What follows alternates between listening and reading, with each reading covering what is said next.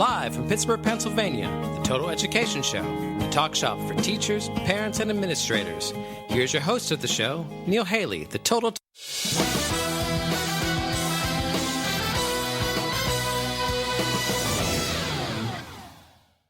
Hi, everyone, and welcome to the Neil Haley Show. And wow, I'm in the green room at Macys in Pittsburgh, and this is an unbelievable honor. That guess who's sitting next to me right now? Two-time Stanley Cup champion, Pittsburgh Penguin conor-sheary. Connor, thanks for taking the time to chat with me today. Of course, yeah, happy to be here. Now, when you were undrafted, did you ever think in your wildest dreams you'd be a two-time Stanley Cup champion? No, I was just hoping for a contract out of college, and then finally get a chance in the NHL, and then my first 2 years to go back-to-back is it's pretty surreal. It's been a whirlwind of a couple of years, and it's been a lot of fun, and I've enjoyed the ride. You definitely have enjoyed the ride. And what do you think of that, how you were able to do this, being undrafted? Did you tell a lot of the naysayers, forget it, what did you do so you can get to this point? Yeah, I've always been an undersized guy. I've always been little, and in hockey, that's not always a good thing. I think you have to prove yourself a little bit more and always play with that chip on your shoulder. So I think from a young age, I've always had to kind of prove myself to people. And once you get to the next level, it doesn't change. And I think I've just always had that drive to get a little better. And being in Pittsburgh, I've been fortunate enough to be on a really good team with a lot of good players and a lot of good people around me that have supported me. So I'm pretty lucky to be where I am. And that story for the NHL is very surprising, right? Not a lot of undrafted players end up having a good career like you've been having so far, right? Yeah, it's tough to make the undrafted, but I think once you get cracking in the league and get your opportunity, I think it's all pretty equal. It doesn't matter who's drafted and who's not. Like I said, I've ended up in a good spot here. That's given me a lot of opportunity. Who have you learned the most from? Would you say with who you played with? That helped you get to where you are right now. You're saying players on the team? Yeah. Of course. Everyone's going to say Sidney Crosby. I got the opportunity to play with him this year, and a lot of time spent on his line. I think just even watching him being around him, he doesn't have to say much. You just kind of watch his mannerisms and how he goes about his business. Right. It's a first-hand experience. Like I can't trade that in for anything. And so just to have that opportunity, especially now playing on the first line with him, it's surreal, right? Yeah, it's crazy. I don't even know. It's hard to say how you got here, but I think hard work, dedication, and opportunity is the key.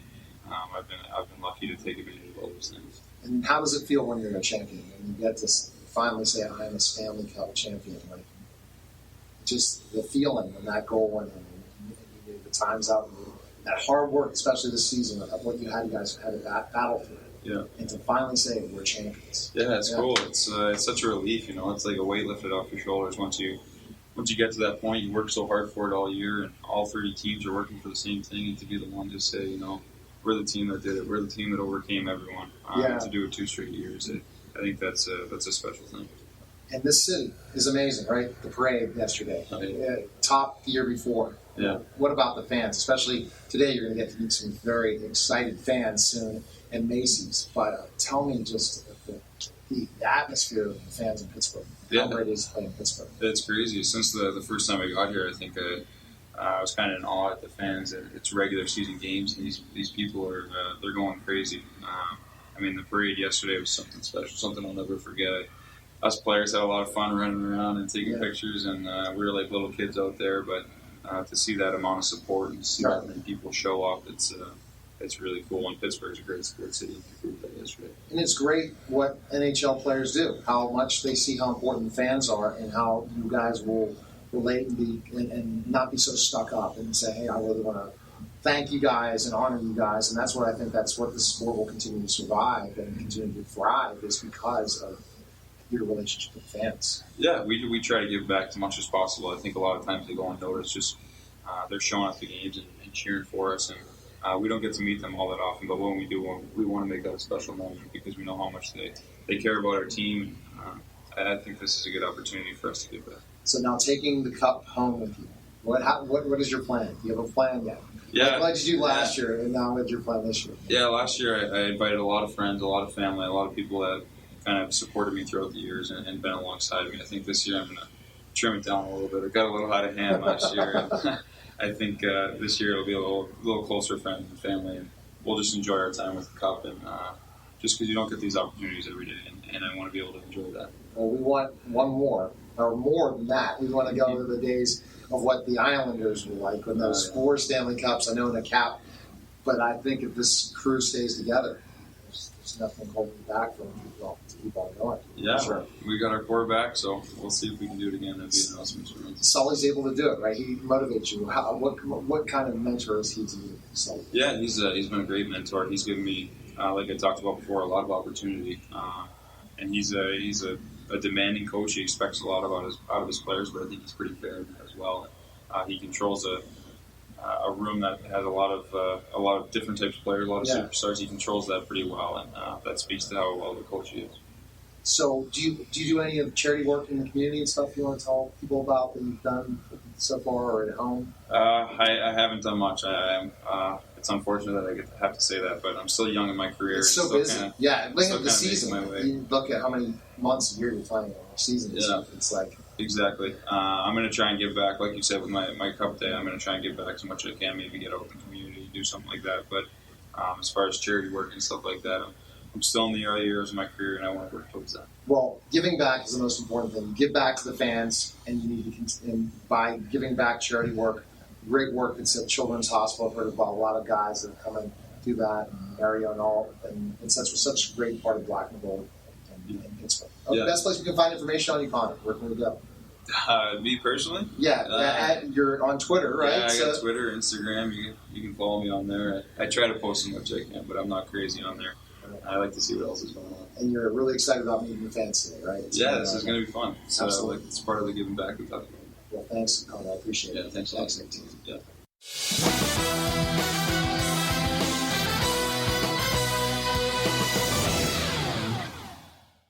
Hi, guys. Hi, how you doing? Hey, guys. Where are you from?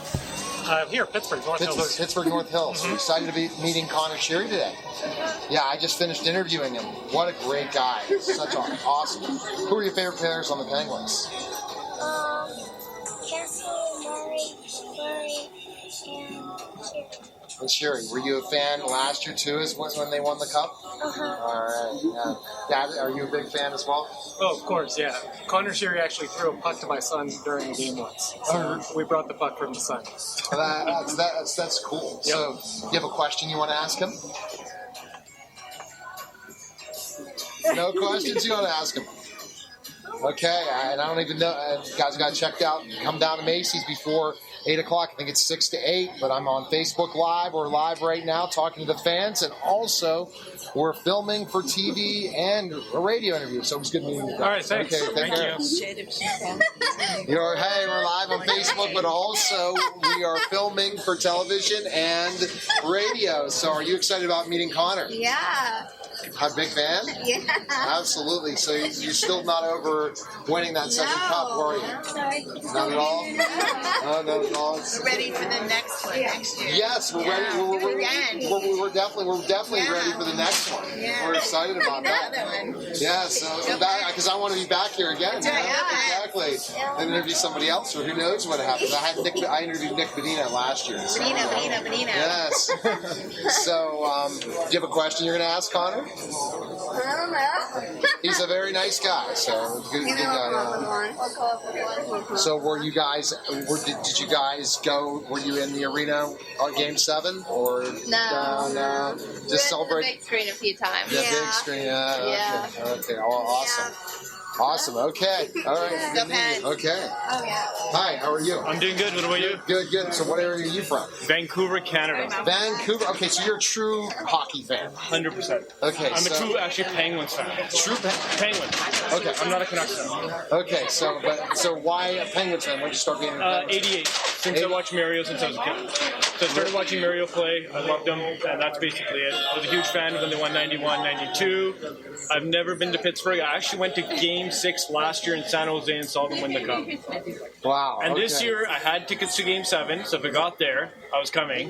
But I guess Horny scored the goal, so it was perfect. Yes. So my tickets got my refund. So we knew specifically that reasoning. So, Yeah. So do you think they're going to win the Cup next year? With Letang back, yeah. I think their chances are really strong. But if not next year, maybe they are at least guaranteed 1 to 2 more, I think, with Letang. So. Okay. So you were worried when you heard Letang was injured. 100%, I was really worried. And against the Capitals the most, right?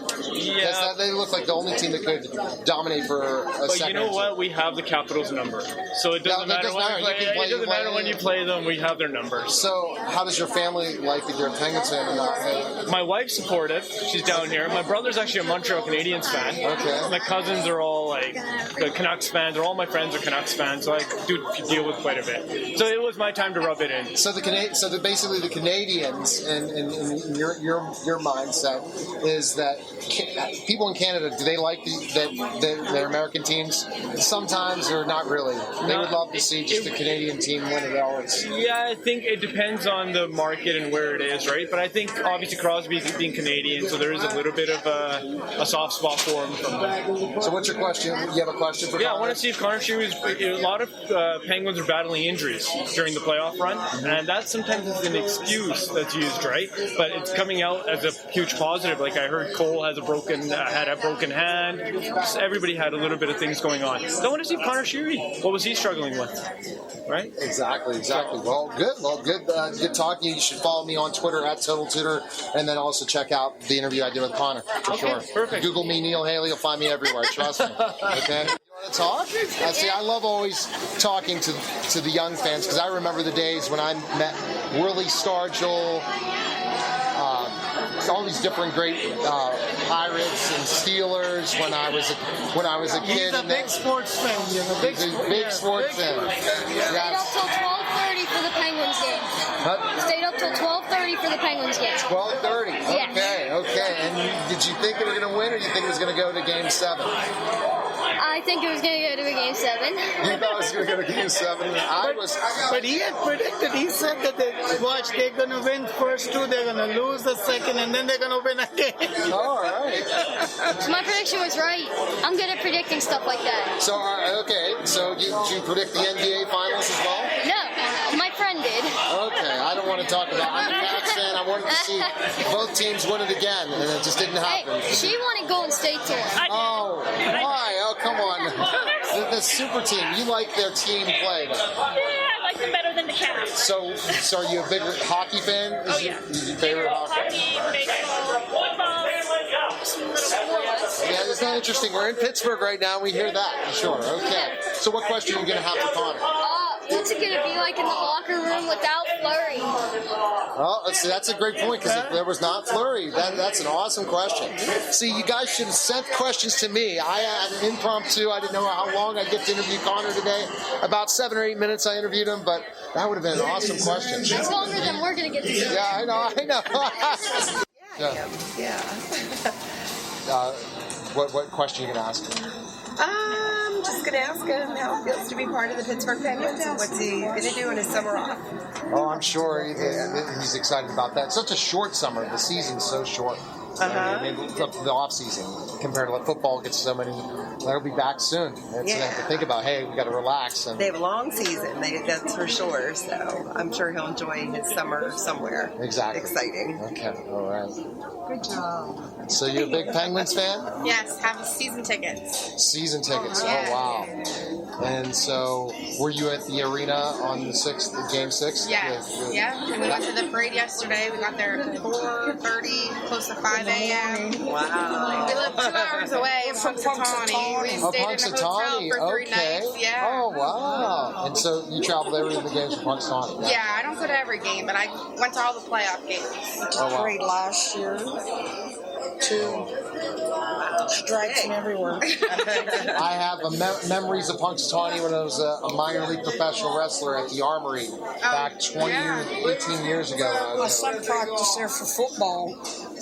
Okay, yeah. So I remember those days in Punxsutawney. And then we went trying to find Phil, and we just could not find Phil. At the library. It's at the library. Yeah, we found that out. My wife and I stayed over, and we found out it was at the library. And we're like, oh my gosh, Phil's at the library? I thought we were going to go out and drive out like in Groundhog Day. And this is the strangest thing, Punxsutawney. I'm interviewing from Groundhog Day tonight, the one who played Ned Riverson. That's the Goldberg's principal tonight on my show tonight at 11 o'clock. Yeah. So it's interesting that we brought Punxsutawney Groundhog Day. I'll have to tell Ned that. Yeah. Or really, what his real name is, I can't pronounce it. But just to say, Gil would be like, that's pretty cool. So say hi from Punxsy. Yeah, hi from Punxsutawney. I had fun when I was in Punxsutawney for sure. Yeah. Okay, guys. Okay, take care. You have a question you're going to ask Connor? Just what he's going to do for his time off. Awesome. Okay. Well, good talking to you. Hi, everyone, and welcome to the Neil Haley Show. You can check me out on Twitter at Total Tutor and neilhaley.com. This guest is, I'm so excited about this interview. And the reason is because of certain shows he's been on, but he's a great character. Talking to him off air, I know this is going to be such an awesome interview. So I'm excited to welcome the program, author of My Adventures with God, Stephen Tobolowsky. Stephen, thanks for calling. And I tell you, you live a very interesting life, don't you? And just talking about how busy you've been in the last 4 weeks or 6 weeks, Stephen. How are you? I'm doing great. And actually, you were talking about the last 4 weeks. I was talking about the last 2 years. The last 2 years have been so busy and so nonstop. And what is it about actors? You know, we complain that we never work, and then we complain that we work too much. So I guess we can't quit complaining, but it's been a nonstop 2 years, and I'm happy for that. And that's great. And so the question before I want to get into a little bit more of the book is, how did you become an actor? Again, how that story of you decided this is what you want to do for your life. Yeah. Well, you know, the way this works is there's sometimes you get a job and sometimes you have a calling, and that doesn't mean you're always accurate in your perception of your calling. So I wanted to be an actor from the time I was a little kid, from the time I was 5. But the reason I wanted to be an actor was misguided. I thought that monsters were real. Okay. And I loved monsters. I loved Frankenstein, Wolfman, Mummy, Godzilla. I loved Godzilla. And I thought they were all real. And I thought if I were an actor, I could go hang out with Godzilla on the set and he would teach me how to have bad breath. But, you know, I learned later that you can have bad breath anyway without having to burn down a city. When I got older, I realized monsters weren't real, and by then I was in college, and I thought acting was noble. I had just really learned Shakespeare and Shaw and Chekhov and Ibsen, and I thought, what a noble calling to deal with this great, great literature. And then I became a professional actor, and you never really work with that great literature again. I think once I did a Shakespeare, once I did 2 Chekhov plays and 1 Ibsen, and that's it. And most of the time, if you're doing sitcom or television, you're working on popular comedies that aren't necessarily great literature, but they entertain a lot of people. See, that's interesting. And a lot of times when I talk to actors, Stephen, they always bring up the theater as something that's their favorite thing that they do. Or the ones that, you know, have really worked a lot and then finally have gotten their big break in some sort of way. And I really respect people in the theater because I was a former professional wrestler and I had to perform where there was no real script. We had to go with how the crowd worked. We had to impromptu. That's the difference between you're in the theater compared to shooting TV or shooting movies where you're taking 16 takes or 25 takes. It's one and done in the theater, and it really teaches you the business, doesn't it? And also when you are doing movies or television, the rhythm of the piece is created by the editor. Yeah. And the rhythm of the piece is created by the director. But when you're in theater, every night you walk on that stage, it is the actors that control the level of reality and the level of success or failure for that particular night. We control the pace, we control the rhythm. And it's what makes it both terrifying and enormously rewarding. I had this realization recently about acting and about theater, and that is that in our lives we have holy places. You know, maybe your hometown or the school you went to. Yes. When you're a theater actor, you have 4 holy places that are consistent. There is the stage, and every stage I've been on has been a holy place. And it's always the smell of the place, you know, that is always the same. It's the smell of kind of wood and concrete and electricity in a different combination. The stage is holy. The rehearsal room is holy, where you made your first discoveries as an actor and where the part first came to life. Your dressing room is holy, where you look at yourself in the mirror and put on the makeup and you get all of the cards and well wishes from people. And the bar afterwards is holy, where you sit around and have a beer and talk with your fellow actors that you got through another one, and hopefully you'll get through the one tomorrow too. When you do film or television, you do not have holy places. It's like I went back to Woodstock, Illinois, where we shot Groundhog Day. Yes. I went to the corner where Bill Murray stepped in the water, and I go, watch out for that first step. It's a music. Love that. Yes, love that line. Yeah. But it's not a holy place. It's just a place in a city, and I realize it's God. But in theater, it's not God.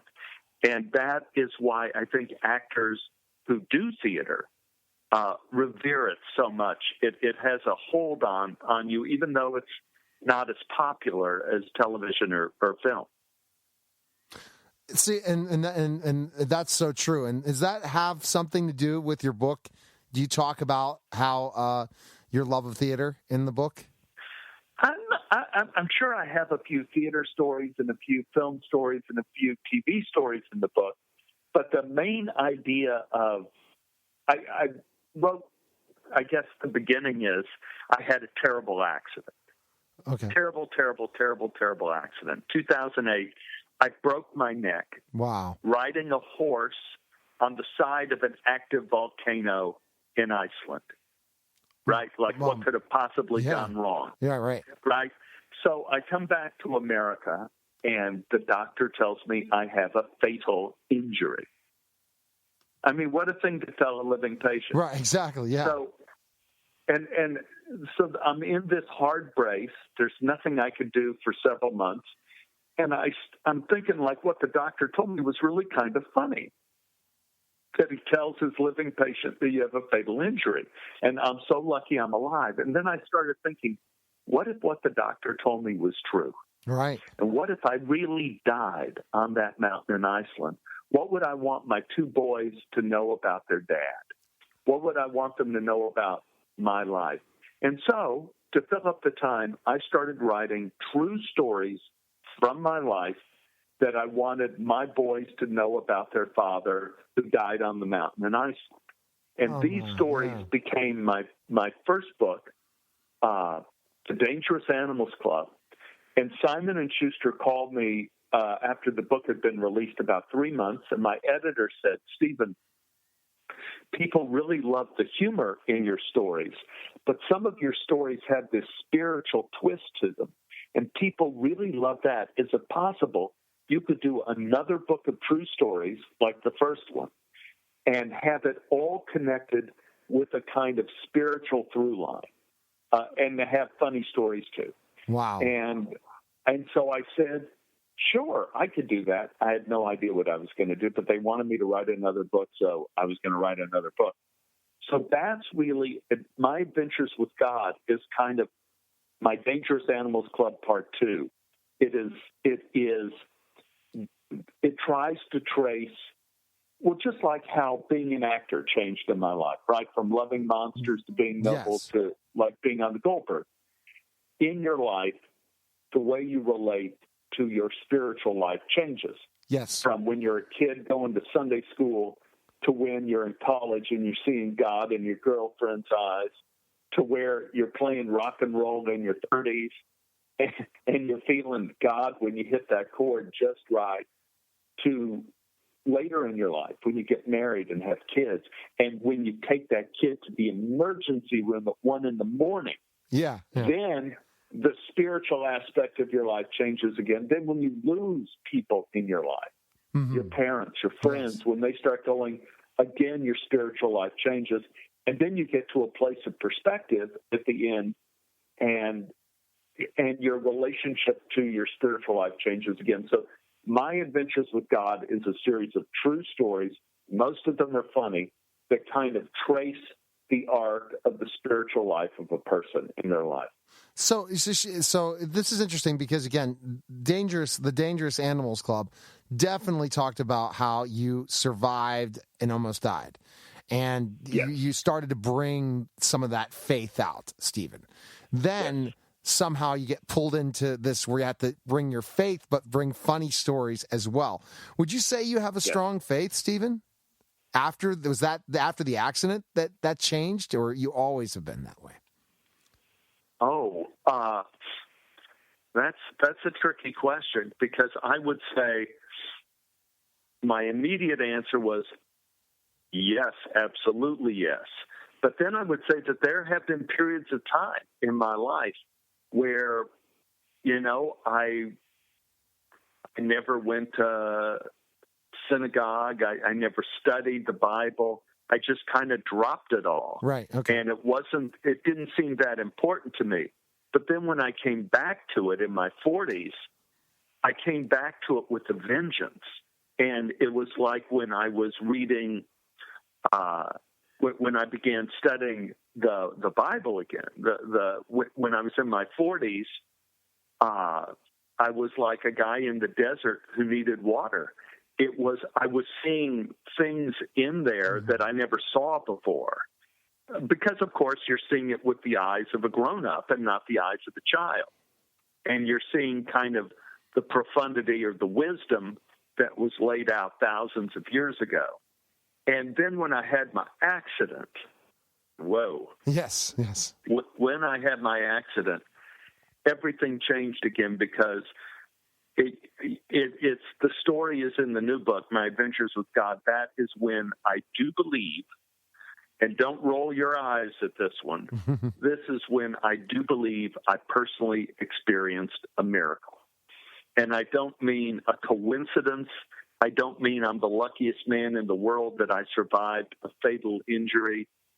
I mean, all that is amazing, but I think above and beyond that, I experienced something that's inexplicable, that there's no logic in my mind. I'm a science guy. Yeah, okay. I'm a guy who's always loved science and read science, but I think something happened to me in that 3-month period of time that there is no explanation for, right? Except that I was touched with some kind of divine blessing during that period of time that completely changed the way I look at the world.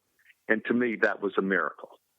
Now, then, so the stories you have to make that connection to God, which I do in my whole life once I found God. And so that we probably didn't think we could get into this spiritual conversation, and I didn't expect that. I always look at, hey, I know about this actor, and let's go into this, and must be something funny. But it's interesting to hear that connection, because everything you do, even if it's something that's still not wrong, you're doing it for God. So you really can look at that spiritual aspect of everything that happens. It all happens for a reason and in some sort of way. So in your book, give us one example of a story. I have some other questions I'd like to ask you about your career and everything, but because everyone definitely needs to pick up the book. But tell me one story and how you connect that to God in the book. Just a short part of it. Don't have to go into the whole detail.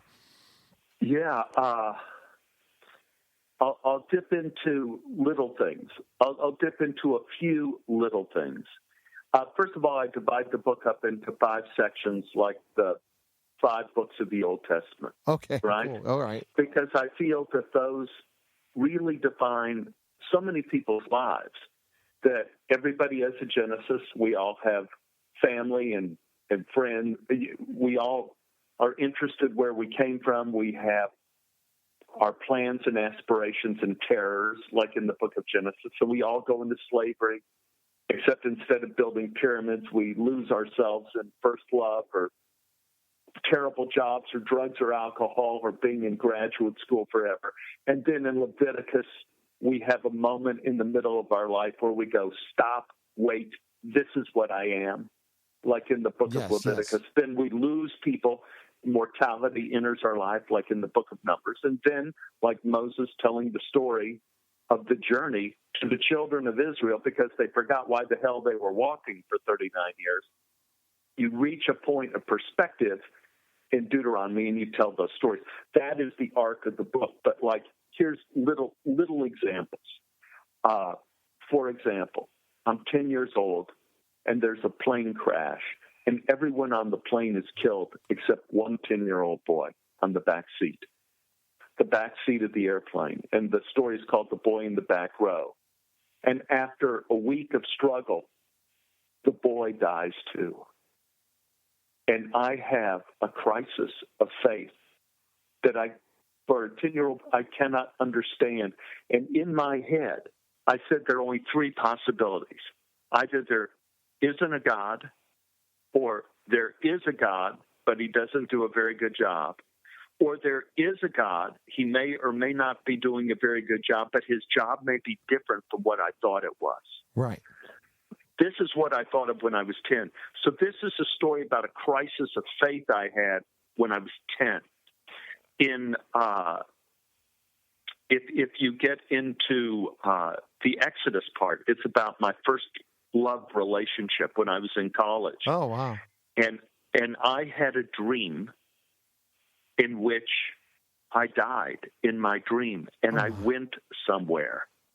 And there is no way I will never forget this dream or the people I met on the other side. I'll never forget them. But that dream, whether it be a dream or whatever, or prophecy, whatever it was, it affected my life in a very real way. Like that story is in Exodus. In Leviticus, I have the story of meeting Anne, the woman who became my wife, and becoming a father and getting married and returning to Judaism. Then in the book of Numbers, I talk about losing most of my family, my grandfather and grandmother and aunts and uncles, all within a short period of time, and coming back to the house that I used to play in as a child, and the whole house is empty now, except for a couple of surprises. I don't want to say that. I don't want to ruin that for people who want to read the book. And also meeting a survivor of Auschwitz when my mother passed away, and he became my drinking buddy for 2 years. And he told me his life at 2 years and how he fell in love at Auschwitz. Oh. And he survived and she survived. What a tremendous story. Oh, my. Amazing. And then, of course, the story of my miracle in Deuteronomy. So there's examples of little touches throughout the book of faith and loss of faith and changing faith and the chasing. You know, in the Old Testament, and you could Google this, I'm not exactly sure of my Hebrew, but I think there are like 41, something like that, different names for the aspects of God. Yes. And you know, there's Eloheinu we know, and Adonai we know, and Yahweh we know. There's El Shaddai that we know. All of these names mean different things. El Shaddai could mean God of the mountain, but it also means the destroyer. And the idea being that God will destroy evil. You know, that this was the aspect of God that these people recognized. And so during our life, in a way, it's like the blind man and the elephant. How when you reach your hand into the darkness for God, right? What aspect do you feel? What aspect speaks to you? And for me, in my life, it has predominantly, and I thank God for this, it has predominantly been the God of mercy. And it has predominantly in my life been the God of justice. Justice and mercy have been very important in my life. Oh my. And those aspects have guided me. Now, Stephen, you talked about just touching upon each one of the areas of the 5 books and how you put it together in stories. But you bring up certain stories and acting in all those 5 books as well, right? Of stuff you've done. Oh, yeah. Oh, yeah. Oh, yeah. Oh, yeah. Okay. And worse. But worse. Yeah, but we don't want to. We wanting to be a rock and roll singer. And oh my, Stephen! So falling out of love and having orgies. Oh no, geez, Steve. So Stephen, you were a saint, and now you're a sinner, and now you're a saint. Somehow, if we were defining it. No. I think all of us, there were perfectly good reasons why I was, quote, a sinner. The truth of the matter is, and this may be an inherently Christian principle that I embrace, and that is that I think man can't help it. That he's ultimately a corruptible substance. It is very difficult not to be. But we become corrupted for very good reasons. Either we're in love, or we want to impress someone, or we feel we don't have self-confidence in a moment, and we make these mistakes throughout our life. And different ages. Book, right. If you read My Adventures with God, you may be convinced that I'm the biggest moron that ever walked the face of the earth. I make so many amazing mistakes in my life. But I also made some good choices too. Now, see, and that's the humble part of you, Stephen, in a certain way. But I just could see you as this kind of person. You walk. You're how tall are you, by the way, Stephen? 6'3". 6'3". Okay, I'm 6'10". Just to give you my but in being that height, especially when a lot of actors are short, right, Stephen? That you're not I wouldn't say gangly, but you have this look to you. I could imagine you when you're just you're partying and stuff like that, and the young Stephen, and so that's what kind of stuff that we're going to find out by reading this book. It's a memoir. It's a memoir, but adding a lot of other perspectives. And I'm glad you brought those things up. But I think it's fantastic because people would not know someone from Hollywood thinks like that, right, Stephen? How do you keep yourself from the craziness of Hollywood? Well, it helps being 66. It helps. You don't look 66, Stephen. You don't look 66. Not at all. No. Well, thank you for that. Unless you were going to say that I look 76. No way. But it helps being married to a great, great woman who is enormously wise and who has saved my life 3 times, and who I've married twice. Oh my gosh! We got married. She wasn't Jewish, and I was. So we had to get married by the justice of the peace. Then I had my broken neck, and she got me through that. Then I had open heart surgery, and that story's in the book too.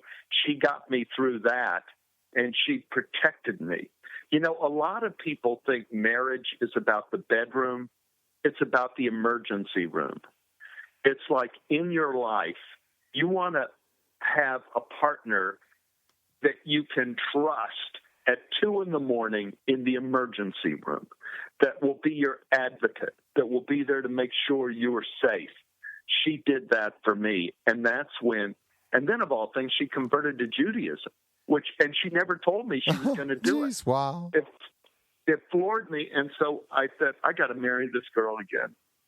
And so that helps. But also, I remember I told my son, I think on my 50th birthday, and my son was, of course, out here in private school and all the influence of LA, and you could tell that everybody was interested in drugs a lot and sex a lot and all of that.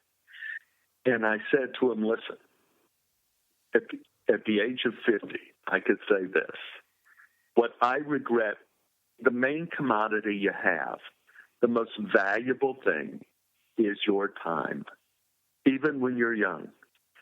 And what I regret in my life are the friendships I didn't make, the books I didn't read, the plays and concerts I never went to. I don't regret thinking like, boy, I wish I got high a little more often. I don't. And those things end up in the regret column of how, I mean, when you're young, you do that kind of stuff and you go like, okay, there's a time to waste time. But then there's a time to realize that you have no time but the present. And that, in a way, keeps my head on. And also, if you've been in this business as long as I have, and I've been a professional actor, making my living as an actor and not as a bartender, but as an actor working in this business, you know, you either get jaded or you realize, you know, there are good days and bad days. Yes. Like any terminal illness. Right. Being an actor, you'll have good days and bad days, and you have to be a little zen about it. And you have to ride through the bad days. I have this saying I came up with, and I kind of learned it from the book of Exodus. And because to me, it's the theme of the book of Exodus. And that is, everything is a doorway and everything is a prison. And in the book of Exodus, everybody comes to Egypt. It's a doorway. It's paradise. Yes. They don't expect it to be slavery, but it's slavery. Yeah. Then you go and you're trapped by the Red Sea. No, it's a doorway. Yes. Not a prison. And it opens up. And then you're stuck in the desert, but it's not a prison. You get the Ten Commandments. It becomes a doorway. In the book of Exodus, everything is and I keep telling myself this, that when you're in the prison, remember there's always going to be a door there, and you'll be able to find your way out. And when you're in the middle of good times, and you think that your life is a doorway now, be aware that there is a prison there waiting for you too. And be alert. That's so true. And so I tell myself that, and that's what kind of keeps me on the straight and narrow. And that's such a great point, Stephen, you make, that, you know, you start growing in your faith, you start thinking everything's working out, and then bam, you get hit. You get hit with something that you just didn't expect, as your story talked about with the volcano and everything. Yes, that really hits you. And you look at your career; it's ups and downs, to the point now where all these opportunities are coming your way again. Are you a pessimist or an optimist now, saying, "Okay, well, things are going really well for me"? Am I going? And you said the last 2 years. Are you going to start saying, "Well, what's going to happen to me next"? Or are you just saying, I'm just going to trust God and understand that there could be prison very soon again? I go with the latter. I go like, it isn't a matter of if, but when the tide turns and it goes bad, and I just have to trust God. And every time that doesn't mean that I yield my life force to trying to make my life better. I try to say yes to things. And when you say yes to things, a lot of good things happen. Yes. And when you say no to things all the time, your life becomes smaller and smaller. So with a little judgment, like don't say yes to going on drunks or drugs or that kind of stuff. Don't, say yes to things that can enrich your life. I say yes to, and I know that there's going to be ebbs and flows. There's no way there's not. So when I'm having a good time like now, and I'm working on 3 different shows, I put the money in the bank.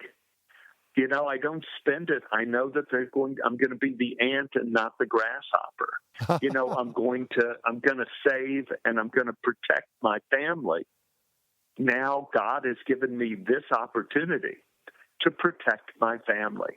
So I'm going to honor that, and protect them. Kind of like put that money away. Kind of like Stephen, how Joseph told the Pharaoh. It was the Pharaoh, right? That to go ahead and make sure you're saving the. You got it. Yeah,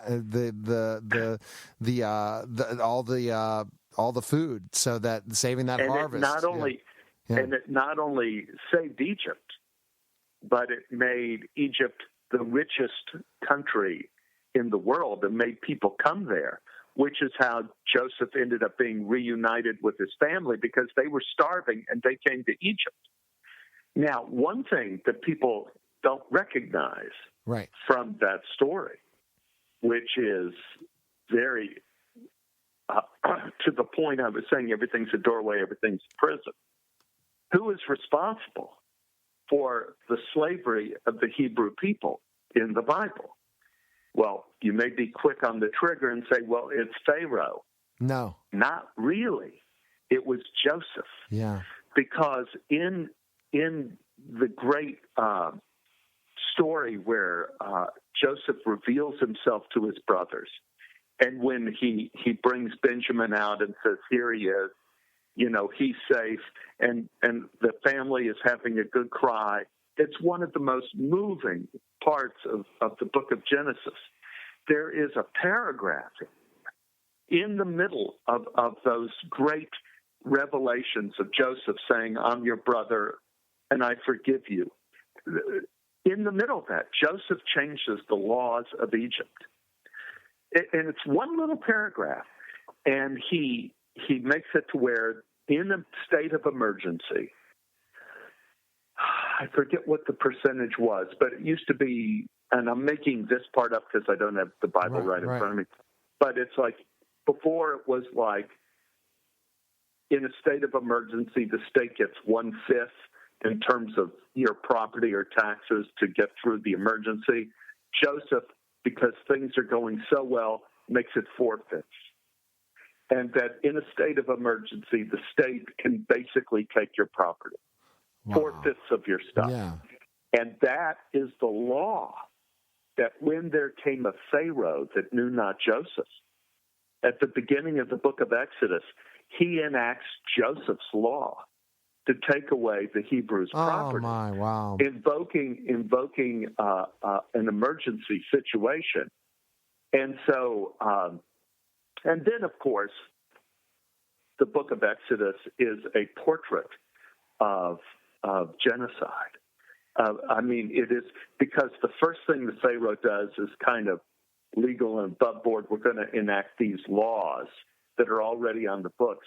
But then he goes a step further and says to the midwives, I want you to kill the baby boys, at birth. And it becomes worse and worse and worse. And then we'll enslave them, and then we'll enslave them and take the straw out of the bricks. So everything they do crumbles and they can never make their quota. So we'll destroy purpose. And, that has been the textbook of how people destroy another people from then on. You remove their purpose. Yes. You steal their women and kill their men. You destroy their holy places, and you have them. There's nothing they can do. That's it. So yeah. That was a long blather about Joseph, but just to say, it's again a portrait that everything is a doorway and everything is a prison. That's a great point, and it's a great spiritual point for people to think about. And I'm sure you're talking to a lot of your acting friends when you're in these acting families about this stuff, right, Stephen? Or if they're asking you, right? Do you have a few beers? No. I'm the opposite of that. I don't do that. I don't do that at all. In fact, my books are there for people to read if they want to read them, and if they want to talk to me about it, that's great. But on the set, I'm there, and I'm just an actor, and I talk about acting. And, if people want to come to me and say, what about this or what about that, I'll talk with them. But I'm not proactive going out there saying, hey, how about this? Because, that is not who I am.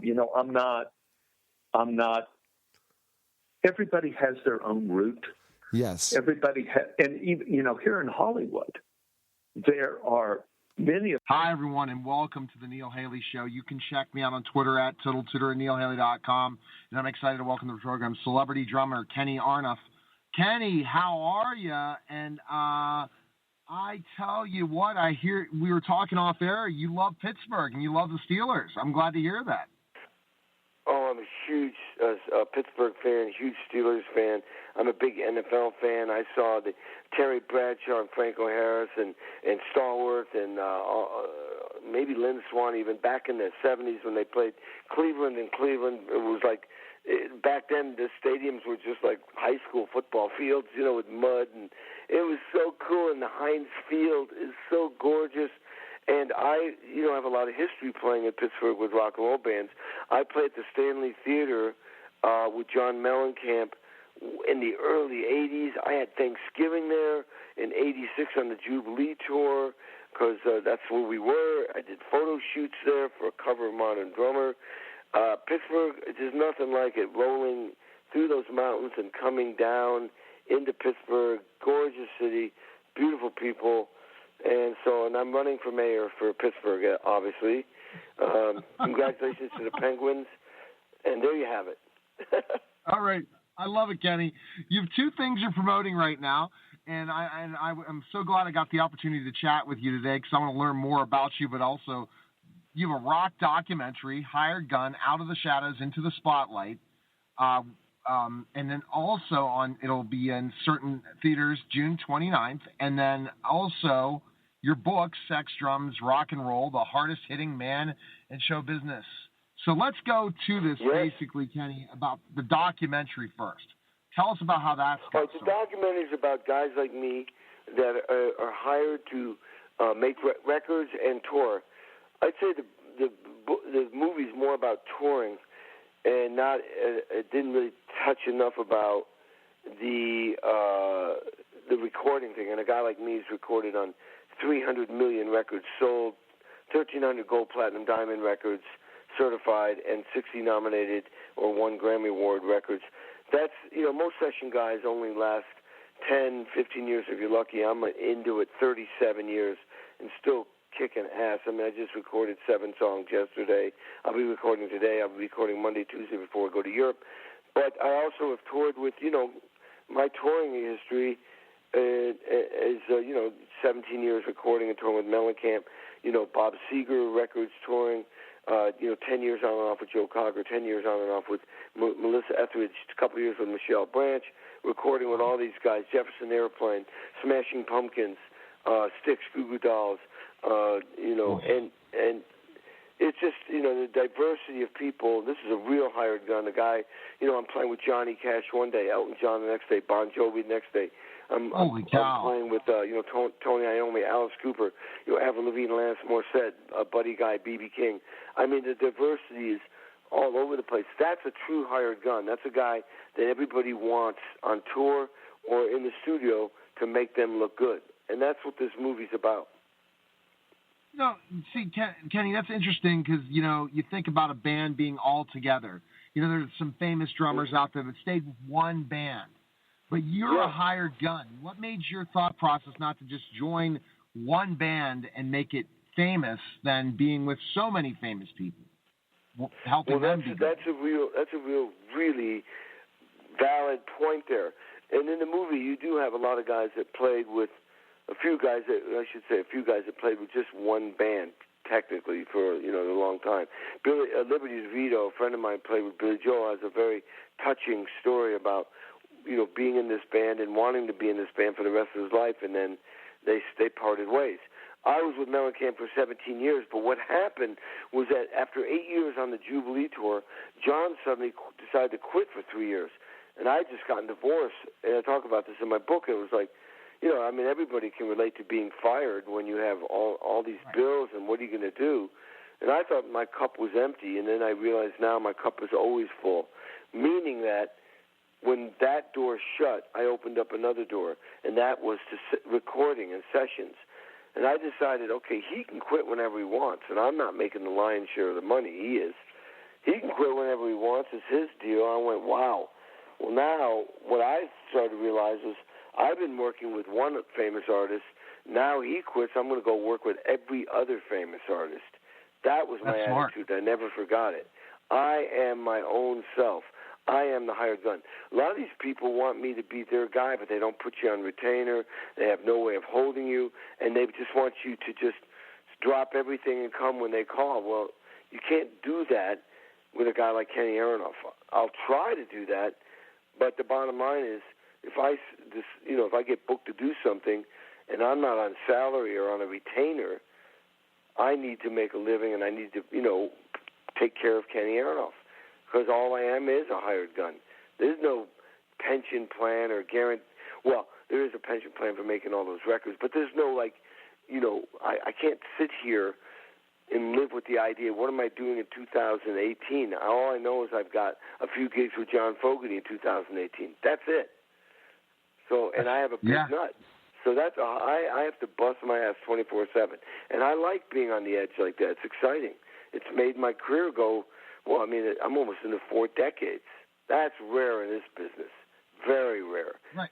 And you love to travel. You love to tour, but you also see that you need to value your brand, which is your drumming.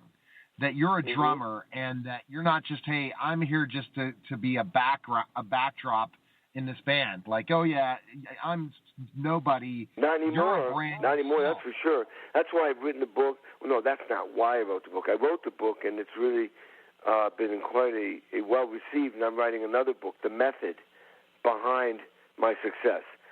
Not just what I did, but why I did it, how I did it, and how you can do it. The book is about how you can become successful and stay successful. That's the next book. And, I'm branching it off into all kinds of, I have a speaking business where I speak at corporations. I have a great killer show, where I perform, talk, and there's a movie, and I explain to people how to stay successful. A lot of those people in front of me already are successful, but I talk about how to stay successful, how I've been able to be relevant in one of the most difficult businesses in the world, the music business, especially now. Absolutely, but you're different than others, and that's what makes you special, Kenny, and that's why you continue to reinvent yourself and try different things, and you're not going to sit by the phone waiting for someone to call you. That's pretty much who you are. Exactly. I take action. There's a chapter, it's going to be called Turn Anger into Action. Don't be angry and frustrated. Turn it into action. I feel like a running back. I don't score touchdowns every time, but I'm going to spend my whole career trying to get a touchdown. It's like I'll never be as great as I want to be, but I'll spend the rest of my life trying to be as great as I can be. That's me. All right, Kenny, so there's 2 places. We could chat for hours. I know we can, especially with that Pittsburgh connection, but the best place we can find information on you, 2 ways, but people need to check out, again, and find out about where they can see Hired Gun, and also purchase your book. So where's the best place we can go, Kenny, for all that information? Well, the purchase the book is Amazon.com. Sex, Drums, Rock and Roll. Put my name in there, you'll get it. And the other thing is Twitter is Aronoff Official. Big letters Official. Aronoff Official. And then you can go to my website, which is www.kenny-aronoff.com. And then you can go on Instagram, just my name, Kenny-Aronoff, or Facebook.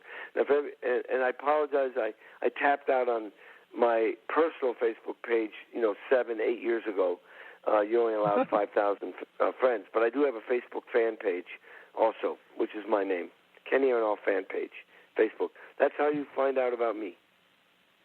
And it's amazing, Kenny, I could build all those followers right on your personal one. You get to 5,000, and then people keep friending you, and then they follow you. So that just builds another brand as well. So they can try to friend you, and then they can follow you on that too. So that's another idea. But good talking to you, Kenny. Yeah. Best of luck with your ventures and all the different things. And you're welcome to come by any other time to chat. And if you're in Pittsburgh, hit me up, man. Okay? Have a great summer, man. Take care, you guys. All right, you too. You too, Kenny. Take care. Thanks. Okay, bye-bye. Yep, You're bye. listening to the Neil Haley Show, and we'll be back in just a moment.